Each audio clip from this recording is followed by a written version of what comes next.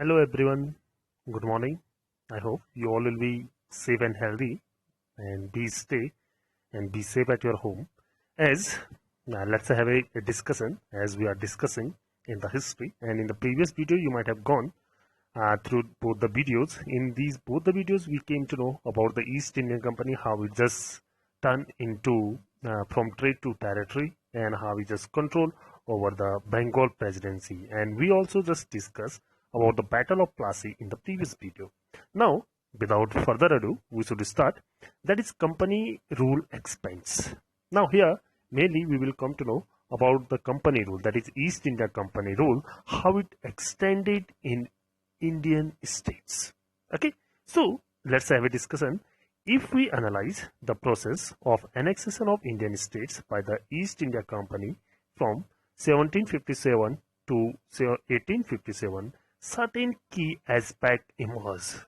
Here they have given, if we analyze, if you just go for the analyzing the process of annexation, the process of seizing the Indian states, the process of mingling the Indian states by the East India Company, it from 1757 to 1857, for 100 years if you go for this one, how they annexed, how they seized the Indian provinces. So we came to know, and we will come to know, that is certain key aspect emerge, certain different things, different aspects which emerged over there. Okay, what are these that has been given? The company really launched a direct military attack on an unknown territory. Here it means to say the company mainly hardly launched any kind of the direct military attack on a unknown territory. Instead of it, what they used to do? See, it used a variety of political, economic, and diplomatic methods to extend its influence before annexing an Indian kingdom. So instead of direct attack, direct military attack, so what they used to do? They used a variety of different kind of the political, economic, and diplomatic methods. Okay, that by making the diplomatic thoughts, by making the diplomatic policies to extend its influence before annexing and before seizing an Indian kingdom. Before seizing the Indian kingdom, they used to make their influence over the particular territory, over the particular provinces, by making the diplomatic policies. After the Battle of Buxar, which were fought, mainly the Battle of Buxar, it was fought in the year of 1764. The company appointed residents in Indian states. After this battle, so company it just made its residence in Indian states. They were political or commercial agents, and their jobs was to serve and further the interest of the company. What about these residents? What about the company appointed the residents in the Indian states, the officials? So they were political or commercial agents. They were only the commercial and the political agents. And what was their job? That they had to serve and further the interest of the company. They had to do their work for the company. Through the residents, the company officials began interfering in the internal affairs of Indian states. By making their residents, whoever the company officials were there, they started to interfere in the internal matters of Indian states. Whatever the internal affairs, whatever the internal problems. So these company officials began to interfere over them. Then they tried to decide who was to be successor to the throne and who was to be appointed in administrative posts. So these officials, they work, see what they did, they just tried to decide now who will be the next successor to sit on the throne and who was to be appointed as administrative post. Sometimes the company forced the state into a subsidiary alliance.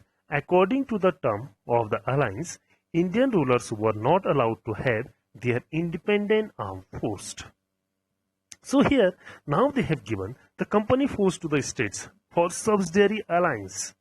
Subsidiary means that is assistance, okay, which will be given by the Britishers. According to this subsidiary alliance policy, okay, it was a one kind of policy over there. So according to this one, the Indian rulers were not allowed to have their independent armed force.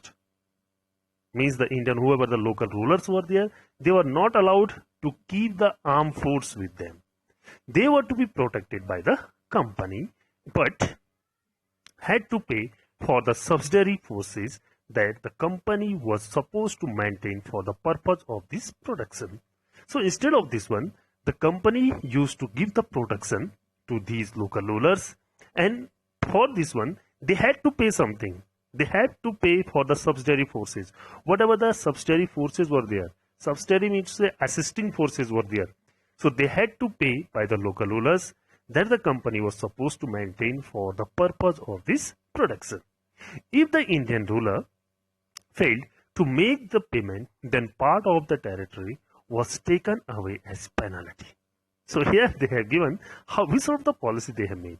If the Indian ruler, any ruler, was unable to pay, not able to pay this particular payment, so some of the part of his or her territory, that will be taken by the company as a penalty. Okay, for example, when Richard Wellesley was Governor General, that is between the period of 1798 to 1805, the Nawab of Awadh was forced to give over half of his territory to the company in 1801 as he failed to pay the subsidiary forces, and Hyderabad was also forced to cede territories on similar ground. So here they have given the example, two examples about the Awadh and the Hyderabad. Whoever the Indian local rulers were there, then but these were protected by the company army, and they were unable to give the pay subsidiary for the they were unable to give their payment for the subsidiary forces. So then almost half of their territory, mainly in the Awadh, half of his territory was taken by the company. Half of the land, half of the region of his kingdom, of the kingdom of the Awadh, it has just snatched and it has seized by the company. And the same thing that happened in the case of Hyderabad. Okay. Then after, here, what power did the residents have?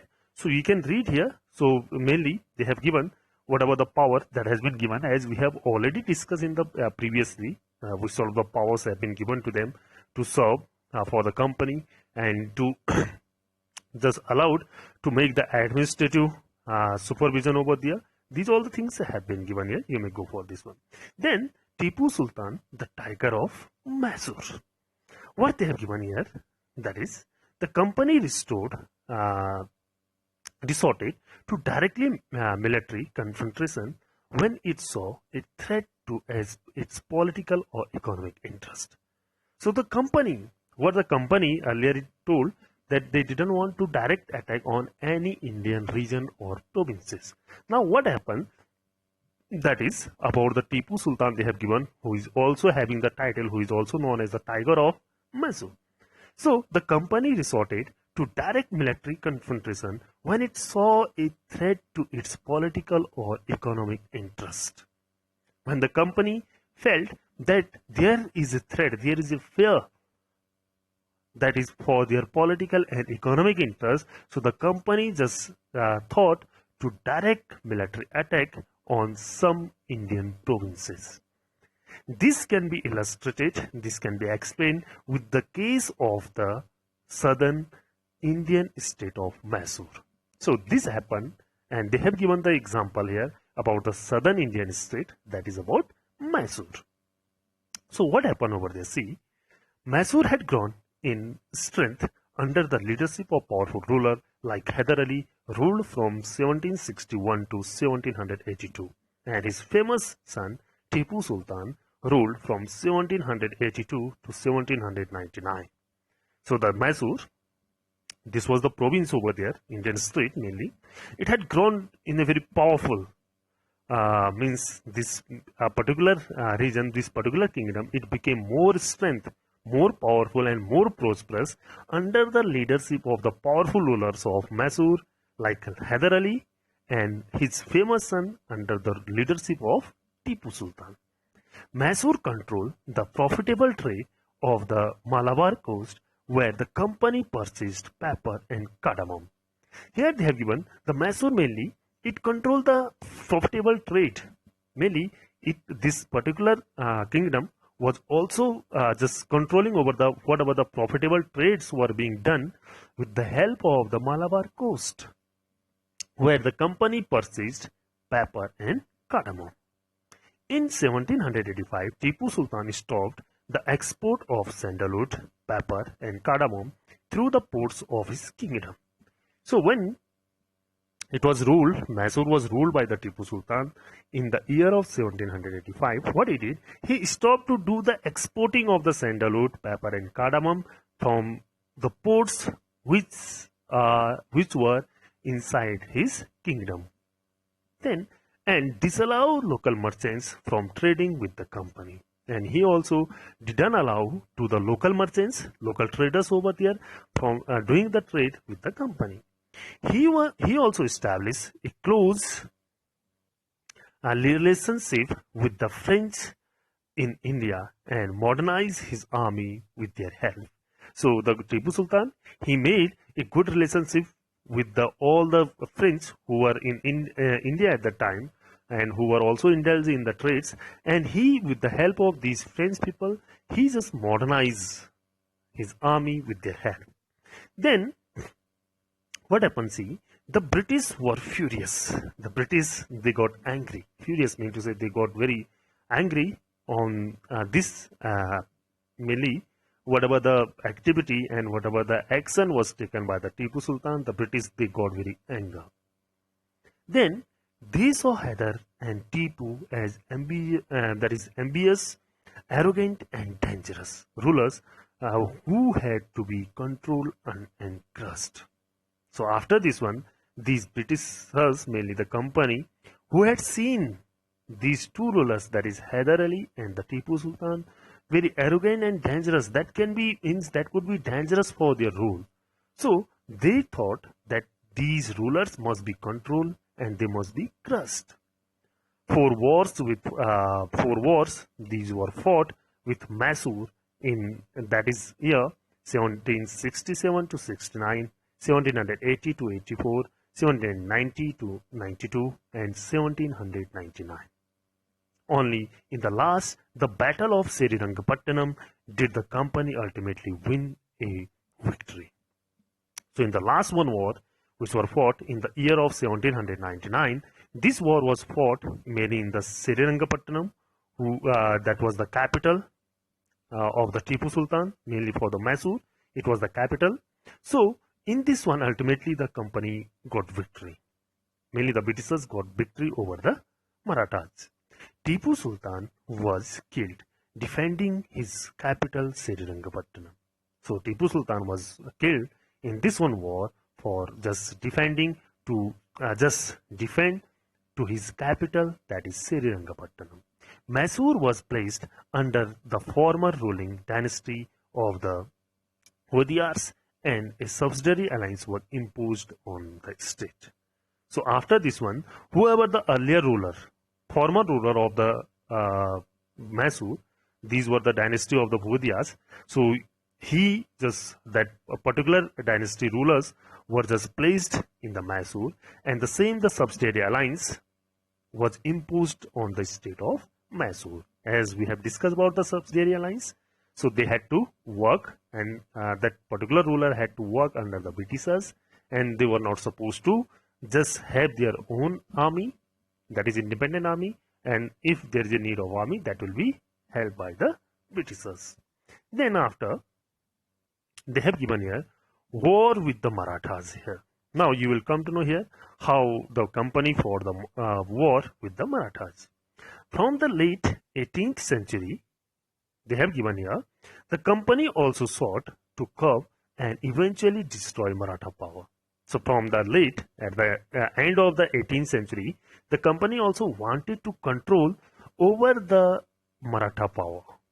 They wanted to destroy the Maratha power in the southern part of our state, our country. Then what happened? See, with their defeat in the third battle of Panipat in 1761, the Maratha dream of ruling from Delhi was shattered. As they have given, with the defeat in the third battle, the Marathas, they defeated by the Britishers in the third battle of Panipat in 1761. So the Maratha dream of ruling from Delhi was shattered. It just became a one kind of the imagination for them. They were divided into many states under different chiefs, Sardars belonging to dynasties such as Scindia, Holkar, Gaikwad, and Bhosle.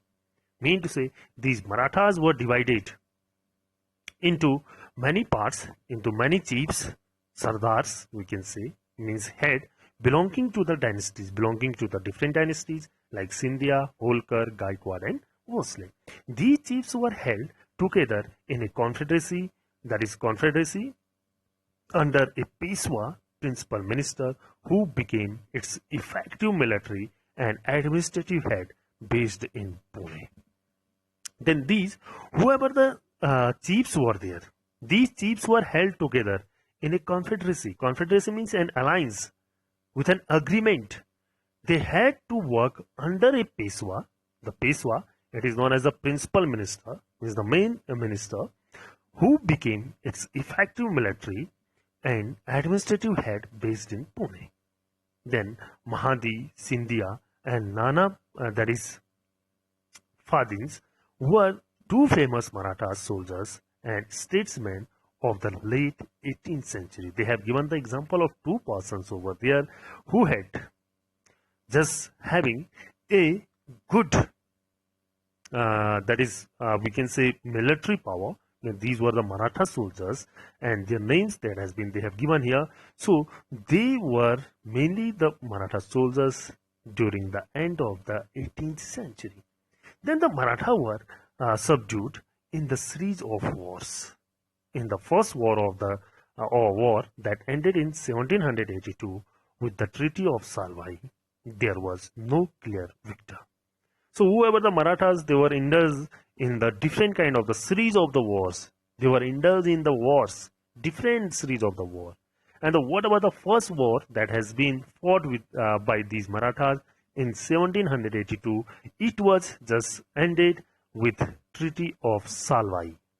Okay, the agreement with the Salwai, and there was no clear victor. Means nobody got the victory over there. The second Anglo-Maratha War in 1803-1805 was fought on different fronts, resulting in the British gaining Odisha and territories north of the Yamuna river, including Agra and Delhi. So you can see whatever the second war, that is Anglo-Maratha War, that was fought. So in this one, mainly the Britishers, they got the control over Odisha, they got the control over, that is the north of the Yamuna river, including Agra and Delhi. Finally, the third Anglo-Maratha War of 1870-19 crushed Maratha power. And it just totally destroys the Maratha power. And the Peshwa was pensioned. The Peshwa was removed and sent away to Bittur near Kanpur with a pension. And whoever the Peshwa was there, whoever the principal minister was there, that particular person was removed from his post and sent away to Bittur near Kanpur with a pension. The company now had complete control over the territories south of the Vindhyas. So now the company, it had the complete control over the territories, over the regions, over the provinces south of the Vindhyans. That is in the central part. If you go through the map, so the Vindhyan range is there. So and downside of the southern part of it, it has been controlled by the Britishers. Then the claim of paramountcy. The claim of paramountcy means to say here the claim of supremacy, the claim of highest, the highest. Okay, that is the claim of supremacy. And supreme means the Britishers now they declare themselves they are the most superior. They are supreme. It is clear from the above that from the early 19th century the company pursued an aggressive policy of the territorial expansion. So as we have discussed previously in this chapter, so now it has totally declared in the beginning, in the starting of the 19th century, the company pursued an aggressive policies of territorial expansion. Now the company wanted to expand its control over the Indian subcontinent. Under Lord Hastings, Governor General, from 1813 to 1823, a new policy of paramountcy was initiated. When the Governor General, that is Lord Hastings, were there, so he just draft a new policy of paramountcy, of supremacy, that was initiated by him. Now the company claimed that its authority was paramount or supreme, hence its power was greater than any Indian state. So it means that they have given here. So now the company claimed that its authority, whatever the authority the company was having, it was paramount. It was the supreme, the highest, and hence its power was greater than any Indian state. Okay. Then, in order to protect its interest, it was justified in annexing or threatening to annex any Indian kingdom. So after this one, what happened? After declaring this thing, so in order to protect its interest, it was justified, it was just cleared in annexing or threatening to annex any Indian kingdom. So it just made one kind of fair for the annexing, for seizing, for mingling to any Indian kingdom in British rule or in British kingdom. This view continued to guide later British policies as well. And this particular paramountcy policy, it continued to guide the later British policies as well. Then this process, however, did not go unchallenged. For example, when the British tried to annex the small state of Kittur in Karnataka today, Rani, that is Channamma, took to arms and led an anti-British resistance movement. So, somewhat, this, whatever the policy have been made by them, for example, they have given here, so the British try to seize a small state that is in Karnataka, that is Kittur. So what happened? Whoever the ruler was there, that is Rani Channamma, she took arms and led an anti-British against the Britishers. She just fought and she just went against the Britishers. She was arrested by them in 1824 and died in prison in 1829. Then Britishers, what they did, they arrested to her and in prison, in jail, she got died. But that is Rayanna, a poor chowkidar of Sangoli in Kettur, carried on resistance. And what happened over there? One of the poor chowkidar, they have given the example, that is Rayanna, who just worked as a fourth class over there in mainly in the Kittur district. So he carried on with this resistance. He just carried the same thing, continued this particular thing against the Britishers.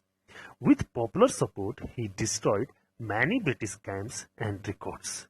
So with the popular support of the local people over there, so he was succeed to destroy many British camps as well as whatever the records they were having. He was caught and hanged by the Britishers in 1830. Then he was just captured by the Britishers and he was just hanged. Okay, and by the Britishers, and he got died in 1830. You will read more about several cases of resistance later in this book. So whatever the resistance, whatever the agitation that was initiated by the Indians against the Britishers, we will come to know more about in the next chapters, in the next whatever the chapters will be there.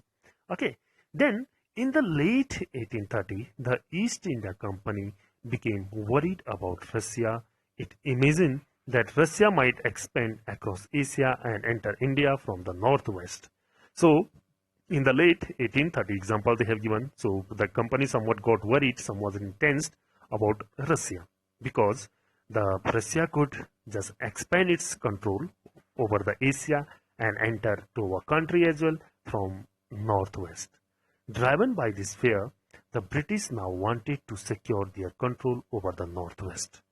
So by this fear, whatever the fear, whatever the threat in their mind, so the British, they wanted to secure their control over the northwest part of the country. They fought a prolonged war with Afghanistan between 1838 and 1842 and established indirect company rule there. And that is why a long war was fought in the Afghanistan by the Britishers, and at last they indirectly they just control over this particular territory. Then Sindh was taken over in 1843. Then next in the line was Punjab, but in the presence of Maharaja Ranjit Singh held back the company. After his death in 1839, two prolonged wars were fought with the Sixth Kingdom. Ultimately, in 1849, Punjab was annexed. So here they have given the northwest how the different kingdoms, how the different provinces of Indian states, these were controlled by the Britishers. Here they have given the example of Maharaja Ranjit Singh, okay, who just fought back with the company, and after his death, and again two long war was fought, and at last, whatever the Sikh kingdoms were there, and whatever the Sindh and other provinces were there, these all were controlled and seized by the Britishers. Then after this one, they have given here about the doctrine of slaves, that we will discuss in the next video. Okay.